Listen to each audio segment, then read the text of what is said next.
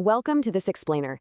Today, we are going to completely demystify the ServiceNow upgrade process and, hopefully, help you eliminate upgrade anxiety for good.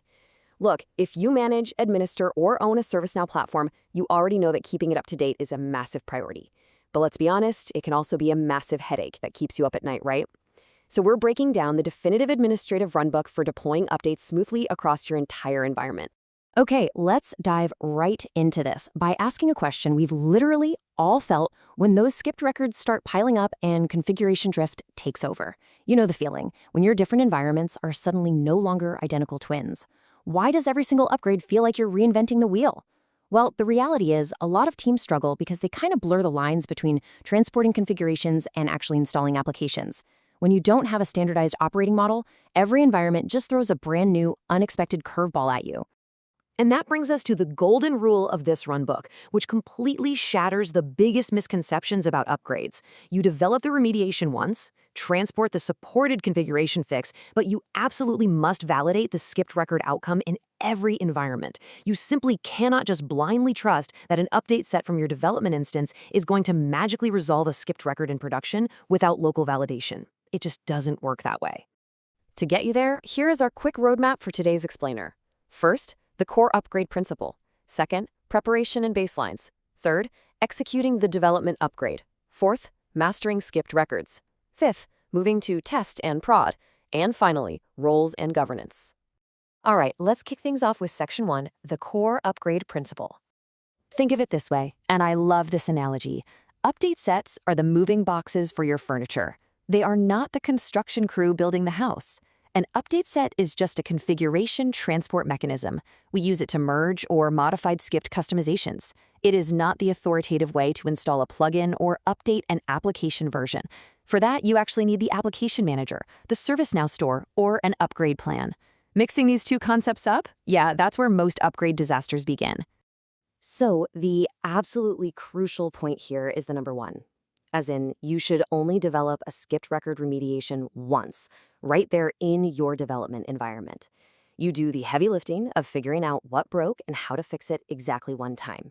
You capture that fix in an update set. But, as we're going to see in a minute, capturing it once does not mean you just get to skip reviewing it later. Moving right along to Section 2, preparation and pre-update baselines. This is where we lay the foundation. Look, these meticulous preparation steps are absolute lifesavers. They ensure you have a clean slate and protected in-progress work before you even touch a single plugin. You absolutely must start by cloning production to your non-prod environment. That way, you're working with reality, not some 6-month-old ghost town. You isolate your integrations so you don't accidentally send a bunch of test emails to real customers, and you lock down any open development work by completing or backing up your in-progress update sets. Now here's a massive trap. Without capturing a pre-update baseline, you have absolutely zero way to prove whether a new error was caused by the upgrade or if it was already there. Did transaction times suddenly spike because of the new plugin, or were they already terrible yesterday? By documenting your node health, your active errors, and key record counts before you begin, you basically protect yourself and your team from chasing ghosts after the upgrade. Okay, into Section 3, executing the development upgrade. The runbook explicitly warns us to never proceed if dependencies are blocked or unlicensed. That is a strict readiness gate. You got to resolve those first. Now, during the installation, you should be actively monitoring your application logs and node health. And here is a pitfall that even seasoned administrators fall into. Never, ever begin your functional validation or testing until all related installation activity has completely finished. If you jump the gun while scripts are still running in the background, your test results are completely invalid. All right, Section 4, mastering skipped record management. Skipped records basically happen when ServiceNow tries to update a base system file, but notices that, hey, you've previously customized it. Before you click anything, you must create an update set in the correct application scope using a super strict naming convention, something like AUS-UPG-your incident number and then a resolution tag. You do not want to mix unrelated upgrade changes in a single update set. If multiple scopes are affected, you create separate update sets for global and for each scoped application. Believe me, this level of discipline right at the start is exactly what saves you from a massive headache during your deployment to production. When you're dealing with customized records that the system skipped, you really have 3 main tactical maneuvers. First, if your customization is still required and compatible, you review and retain it. Second, if you need both your custom code and the new ServiceNow updates, you merge them. And third, if the new base functionality finally does what your custom code used to do, well, celebrate. You revert it and eliminate that technical debt forever. But here's the catch. Even if you choose to retain a record without changing it, you still have to evaluate it again in the next environment. Why?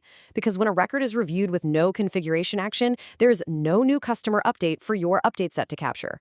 The status belongs strictly to that specific instance's local upgrade history. Going back to our analogy, your moving box is empty, so you are going to have to manually tell the next environment's upgrade history what your decision was.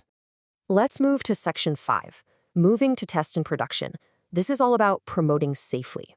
Following the deployment timeline proves that functional testing and skipped record validation must happen at every single stop. In development, you review records and create the remediations. In your test environment, you install the plugins, apply those fixes, compare any drift, and get your user acceptance testing or UAT sign-off. Finally, in production, you upgrade, apply the remediation, and locally validate every single affected record. Now, you might be wondering, why can't we just blindly trust our development update set?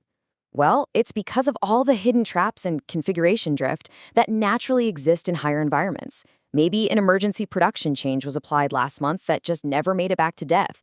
Maybe the patch levels are slightly different, or there are specific data dependencies. This is exactly why you use the development decision as your pattern, but you absolutely must inspect and validate the corresponding target instance record before setting its local resolution status. Finally, Section 6, roles and governance, enforcing the process. The runbook strictly divides the labor here, which is great. The ServiceNow administrator executes the technical validation. They're working in the trenches, preparing instances, managing update sets, digging into the code of those skipped records. The platform owner, on the other hand, handles risk, treatment, and readiness. They're looking at the big picture, approving the target versions, confirming the business is ready, and giving that final green light for production. Ultimately, governance requires a very strict rule. Update sets may transport approved configuration remediation, but skipped record resolution status and post-upgrade validation must be completed in each environment. Plugin installation is controlled through proper channels like the application manager, not update sets. Again, update sets are just your transport vehicles for fixes. And validation? That is a mandatory, non-negotiable step everywhere. So I want to leave you with this final thought. Adopt this develop once, validate everywhere mindset today, and take the chaos out of your next upgrade. By following this runbook, properly preparing your baselines, respecting the difference between app deployment and update sets, and meticulously reviewing your skipped records in every environment, you aren't just surviving an upgrade. You are truly mastering your platform. Thanks so much for joining me on this explainer. And hey, here's to a flawless deployment.